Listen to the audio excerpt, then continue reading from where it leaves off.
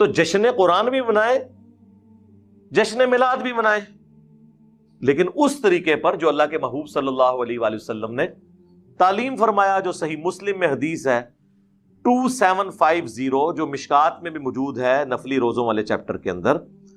اللہ کے محبوب صلی اللہ علیہ وآلہ وسلم ہر منڈے کا روزہ رکھا کرتے تھے پیر کے دن۔ تو صحابہ کرام علیہم رضوان نے پوچھا کہ اے اللہ کے نبی علیہ السلام، آپ یہ روزہ کیوں رکھتے ہیں؟ تو آپ نے فرمایا فیہ ولدت وفیہ انزل علی، اس دن میں پیدا ہوا اور اس دن مجھ پر پہلی دفعہ وحی نازل ہوئی، یعنی وحی کا نزول بھی منڈے کو ہوا، یعنی منڈے کا دن اللہ کے محبوب صلی اللہ علیہ وآلہ وسلم کی مبارک زندگی میں بڑا اہم ہے۔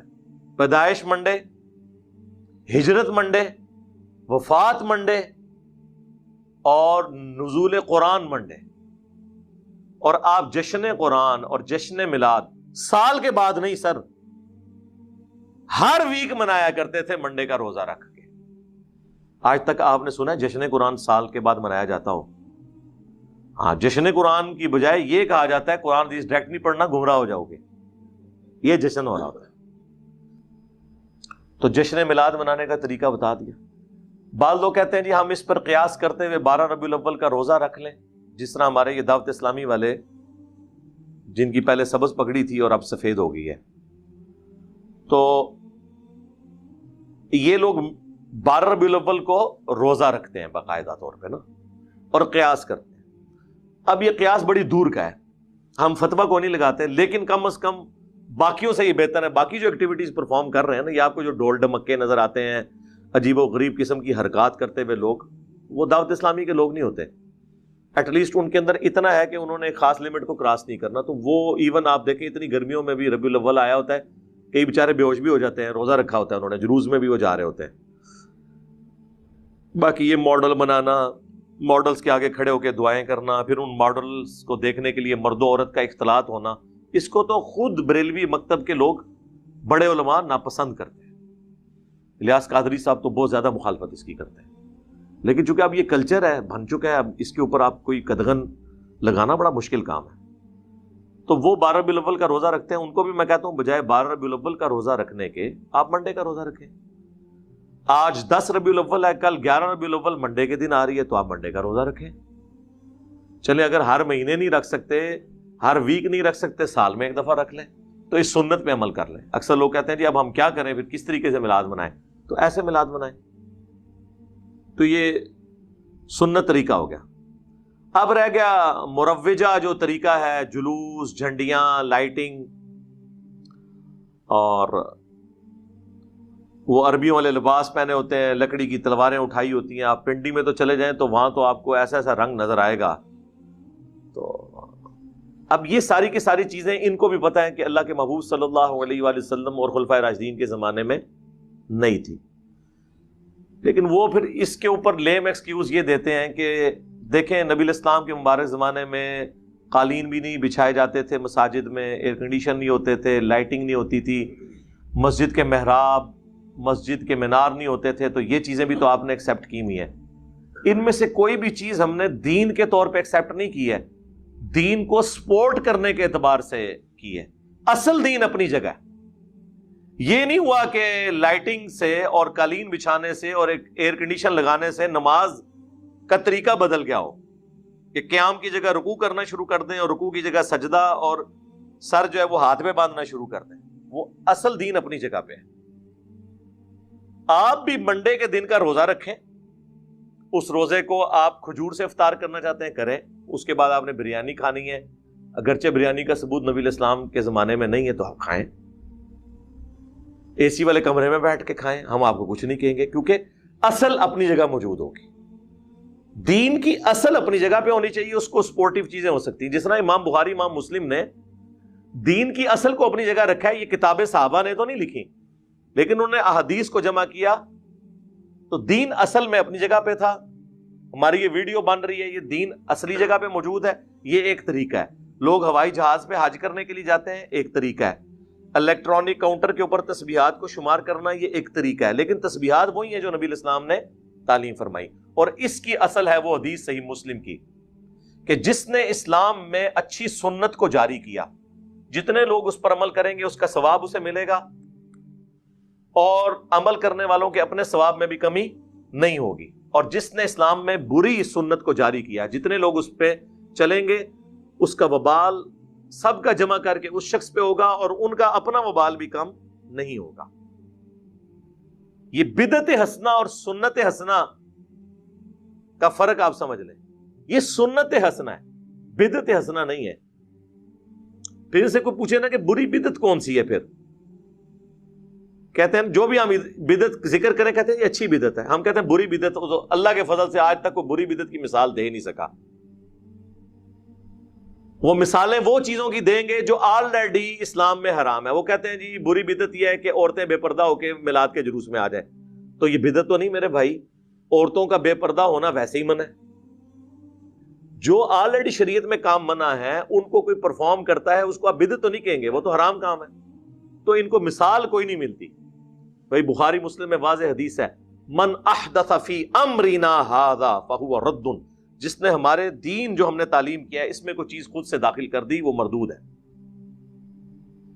پھر اکثر آپ کو کہیں گے منع کدھر ہے؟ جی منع ہے، صحیح مسلم میں 2005 نمبر حدیث ہے، اللہ کے محبوب صلی اللہ علیہ وآلہ وسلم جب بھی تقریر کرتے آپ کی آنکھیں سرخ ہو جاتی، آواز بلند ہو جاتی، غصے میں اضافہ ہو جاتا، جیسے کوئی جرنیل اپنی فوج کو تیار کر رہا ہو، یعنی جس سٹائل میں گفتگو کرتا ہوں۔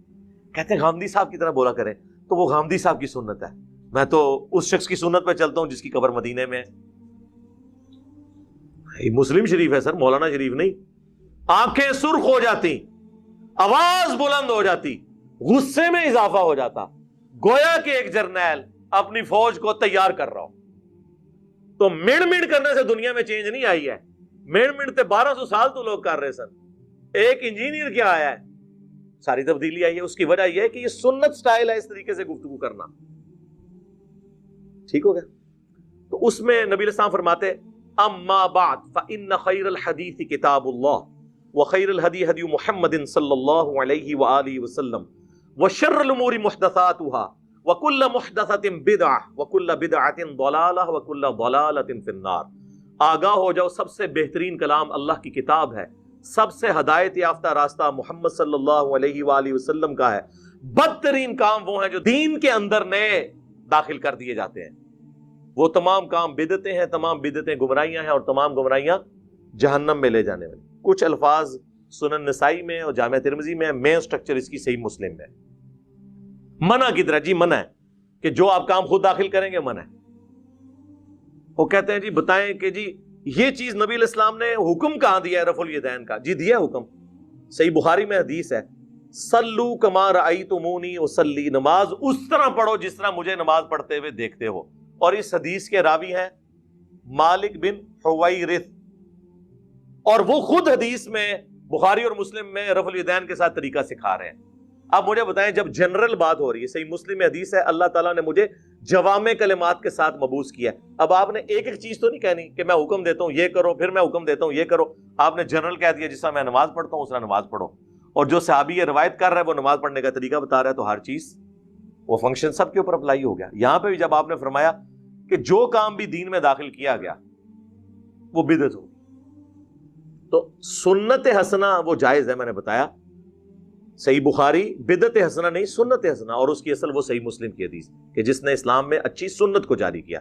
وہ پوری حدیث نہیں پڑھتے، اس میں ہے کہ نبی علیہ السلام کے پاس کچھ غریب اصحاب آئے، ان کی غربت دیکھ کے نبی علیہ السلام کے چہرے پر ناگواری کے آثار آئے، آپ بڑے غمگین ہوئے، آپ نے مسجد میں منبر لگوا کر خطبہ دیا، اور پھر آپ علیہ السلام نے انفاق فی سبیل اللہ سے متعلق آیات تلاوت کی، اور پھر کہا کہ اپنے آپ کو بچا لو جہنم کی آگ سے، خواہ ایک کھجور ہی صدقہ کرو۔ اور اس ترغیب دلانے پر لوگ اپنے اپنے گھروں کو گئے، ایک انصاری گھر گئے، انہوں نے ایک بہت بڑے بورے کے اندر، بزرگوں کی کتابیں نہیں، اپنے گھر کا سامان اس میں جمع کیا، اور وہ صحابہ کہتے ہیں بڑی مشکل سے وہ گھسٹتے ہوئے مسجد میں آ کے، اس مسجد کے سین میں جب انہوں نے بورا رکھا نا، باقی لوگ اتنے امپریس ہوئے کہ یار یہ تو بندہ ایک بالکل لوور مڈل کلاس کا بندہ اور اتنا سامان اٹھا کے لے آیا، تو سب کو ہمت ہوئی، سب اپنے گھروں میں گئے، حتیٰ کہ صحیح مسلم کے الفاظ ہیں نبی علیہ السلام کا مبارک چہرہ جو ہے وہ سونے کی طرح اور سورج کی طرح چمکنا شروع ہو گیا خوشی سے، جو تھوڑی دیر پہلے اتنی ناگواری تھی کہ یار یہ لوگ اتنا انفاق کر رہے ہیں. وہاں پھر آپ نے فرمایا جس نے اسلام میں اچھا طریقہ جاری کیا, یعنی کس نے؟ اس انصاری صحابی نے جو بارش کا پہلا قطرہ بنا. لہذا امام مالک بارش کا پہلا قطرہ بنے کہ انہوں نے الموطا امام مالک ایک باقاعدہ حدیث کی کتاب لکھی. شاہ ولی اللہ دہلوی بارش کا پہلا قطرہ بنے کہ انہوں نے قرآن کو ٹرانسلیٹ کیا فارسی زبان کے اندر. تو اس طریقے سے جو جو بھی اپنے اپنے زمانے میں یہ کام کرتا ہے اس کے لیے وہ اجر ہے. تو یہ دو چیزوں کو مکس کر دیتے ہیں. بدعت حسنہ اور چیز ہے, سنت حسنہ اور چیز ہے. تو بدعت حسنہ کوئی چیز نہیں ہوتی ہے, بدعت بدعت ہی ہوتی ہے. حسنہ اور سیئہ کا فرق سنت کے اعتبار سے, طریقے کے اعتبار سے. تو یہ بھی اکثر لوگ چونکہ پوچھ رہے ہوتے ہیں اس لیے میں نے اس کو ساتھ بریف کر دیا. تو وہ بعض اوقات دو پھر مثال دیتے ہیں, جی آپ اقبال ڈے بناتے ہیں, قائد اعظم ڈے مناتے ہیں, اپنے بچوں کے برتھ ڈے مناتے ہیں, تو نبی کا برتھ ڈے مناتے ہوئے آپ کو تکلیف ہوتی ہے.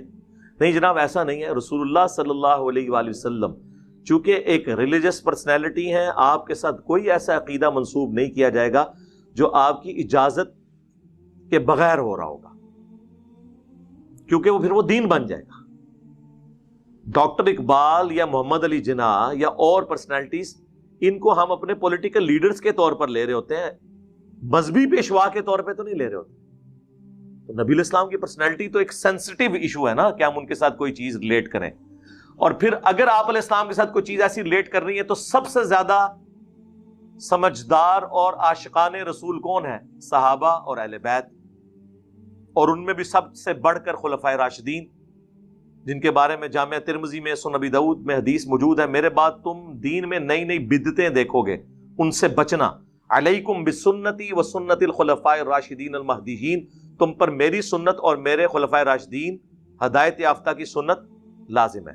تو ہم معصومانہ سوال جب ان سے کرتے ہیں کہ بتائیں کہ جب مولا علی کوفہ شفٹ ہو گئے, دارالخلافہ انہوں نے کوفہ شفٹ کر دیا, اور مولا علی وہ ہیں کہ جو 3 خلفاء کے ساتھ نائب کی حیثیت سے رہے اور چوتھے نمبر پہ خود خلیفہ بنے.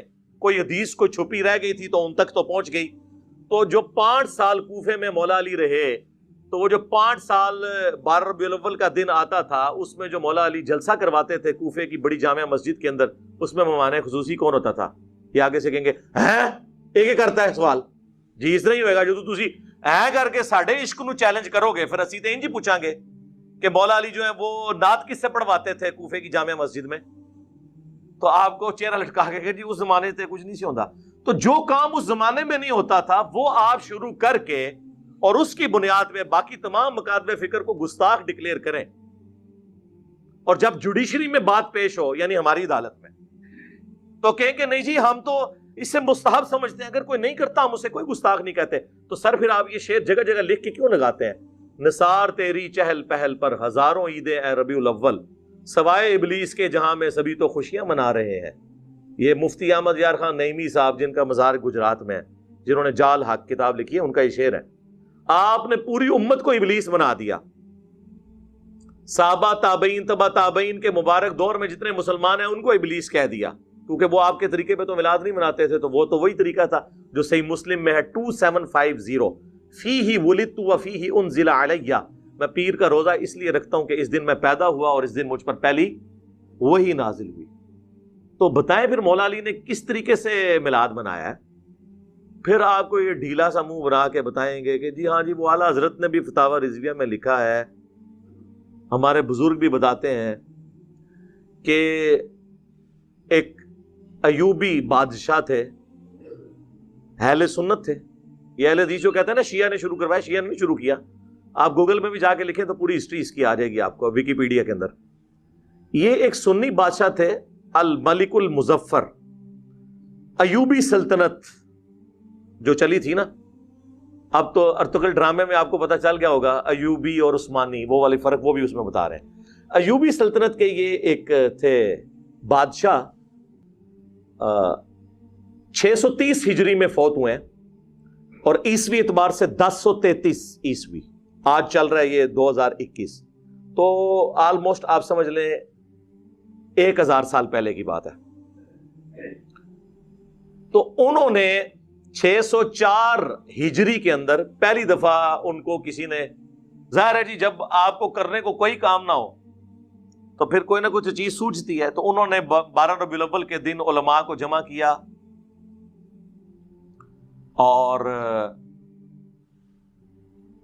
محفل نعت اور وہ جو صوفیاء کا وہ طریقہ ارطغرل ڈرامے میں آپ دیکھ رہے ہیں، وہ ناچ کود کے جو وہ ذکر کرتے ہیں وہ، اور جناب کھانے اور پکوان بڑے پکوا کے تو علماء کا اکرام مسلم کیا. تو ظاہر اب علماء نے کہا کہ لو جی سال بعد یہ بھی روٹی ہماری کھل گئی. تو ان میں سے ایک مولوی نے ایک کتاب لکھ دی میلاد کے ثبوت پہ، یعنی کام وہ اس زمانے میں شروع ہوا اور اس میں ثبوت پہ آ گئی. اچھا اب وہ شروع ہو گیا، ظاہر ہے اس زمانے میں تو نیا کام تھا، لوگ مخالفت کرتے تھے، لیکن آج تو 1000 سال پرانا ہو چکا ہے. تو یہ کہتے ہیں پرانے بزرگوں کو انجینئر برا کہتا ہے. میں پرانوں کو نہیں برا کہتا، میں درمیانوں کو کہتا ہوں. آج سے 1000 سال پہلے پرانا کیسے ہو گیا؟ 1000 سال بعد تو میں بھی پرانا ہو جاؤں گا. درمیانے ہیں. پرانے وہ ہیں جو صحابہ، تابعین، تبع تابعین، اہل بیت، وہ پہلے 300 سال جو بخاری مسلم میں حدیث ہے سب سے بہتر زمانہ میرا، پھر صحابہ کا، پھر تابعین کا، پھر تبع تابعین کا. اس کے بعد جھوٹے لوگ پیدا ہوں گے جو جھوٹی گواہیاں دیں گے، امانت میں خیانت کریں گے اور موٹاپے کو پسند کریں گے. کپڑے ان کے سنت کے مطابق ہوں گے، پیٹ منافقین والا ہوگا. جی سورہ محمد میں آیا یہ ایسے کھاتے ہیں جس طرح جانور کھاتے ہیں، اور سورۃ المنافقون میں آیا نبی ان کے جسموں کو دیکھو تمہیں تعجب میں ڈال دے. یقین کریں واقعی میں ان کو صوفوں میں بیٹھے ہوئے دیکھتا ہوں نا، آدھا پیٹ اس طرف لٹکا ہوا ہے، آدھا اس طرف، اتنے بڑے فل سائز، اس میں بڑی مشکل سے سفید کپڑوں میں ان کے موٹے پیٹ چھپ جاتے ہیں. کسی کو بیماری ہو علیحدہ بات ہے، لیکن سارے تو نہیں بیمار ہو گئے. یار طارق جمیل صاحب بھی ہیں نا، ان کا تو پیٹ نہیں نکلا ہوا. تو یہ کیا ہوا کہ جو بھی عالم بنتا ہے تو بیمار ہو جاتا ہے پیٹ کے اعتبار سے، کھاتے ہی بہت ہے زیادہ تر. تو وہ روٹی روزی ان کی کھل گئی اور وہ پھر سلسلہ ایسا شروع ہوا. پھر جلتی پہ تیل کا کام کیا سلطنت عثمانیہ نے، یہ ارطغرل صاحب کی اولاد نے. انہوں نے 1588 عیسوی کے اندر، آج سے آلموسٹ آپ سمجھ لیں 600 سال پہلے یا 500 سال پہلے کہہ لیں، انہوں نے سلطنت عثمانیہ جو 3 براعظموں میں پھیلی ہوئی تھی، سرکاری سطح کے اوپر 12 ربیع الاول کی چھٹی ڈکلیئر کر دی. وہاں سے پھر اسے اور تقویت مل گئی اور وہ سلسلہ اب تک چلتا آیا. اور اسی کی باقیات یہ ہیں کہ پاکستان میں پھر 12 ربیع الاول کی چھٹی ہوئی اور یہ سارے کے سارے معاملات اس طریقے سے چلے. یہ اس کی پوری ہسٹری ہے جس کا تعلق صحابہ، تابعین، تبع تابعین، بعد کے لوگوں، پہلے آپ سمجھ لیں 600 سال کے لوگوں کے ساتھ اس کا کوئی تعلق نہیں ہے.